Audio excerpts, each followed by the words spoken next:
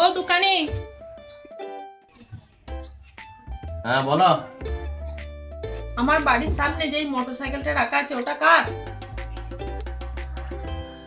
আমার মোটরসাইকেল নয়। হ্যাঁ আমি জানি তোমার মোটরসাইকেল হবেও না জীবনে। তাহলে ওটা কে রেখেছে?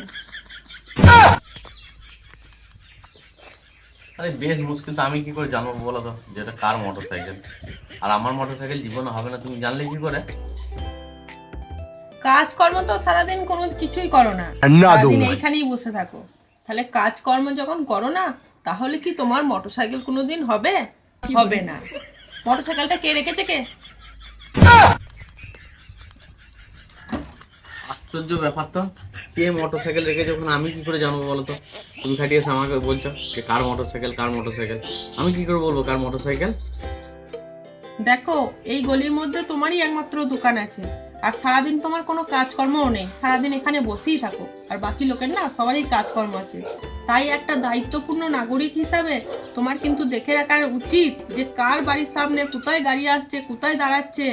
সেই জন্যই আমি তোমাকে বলছি, আমার বাড়ির সামনে গাড়িটা কে রেখেছে এটা কিন্তু তোমার দেখা উচিত ছিল। কি মনে করো বলো তো, যে আমি একমাত্র বসে থাকি আর বাকি সবাই কাজকর্ম করে, তা আমি বসে থাকি তো আমার দোকানটা চলছে কি করে? হ্যাঁ, দেখো, দোকান চলে না, দোকান কিন্তু এক জায়গাতেই দাঁড়িয়ে আছে। আর তুমিও দীর্ঘদিন ধরে ওই এক চেয়ারেই বসে আছো। তাই তোমার নজর রাখা দরকার ছিল যে আমার বাড়ির সামনে গাড়িটা কে রেখেছে।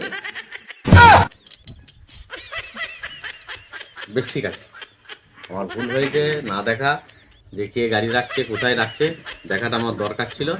এরপর থেকে আমি সব নজর রাখবো যে কে কোথায় গাড়ি রাখছে, কার গাড়ি কোথায় রাখছে। ঠিক আছে? দেখো, এবার থেকে তুমি নজর রাখবে। তোমার একটা দায়িত্ব, দায়িত্বপূর্ণ নাগরিক হিসাবে তোমার কর্তব্য যে কোথায় কে গাড়ি রাখছে না রাখছে, এটা কিন্তু এবার করবে। কুটুম বাড়ি যাচ্ছি গো। হ্যাঁ হ্যাঁ। ঠিক আছে ঠিক আছে। দেখো, ওই কুকুরটা না আমার বাড়িতেই এসছে। আমি কিন্তু জানি না যে ও গাড়ি নিয়ে এসছে। যাই হোক, তুমি কিছু মনে করো না। হ্যাঁ, এই এবার থেকে তুমি নজর রাখবে। হ্যাঁ, আসছি আসছি।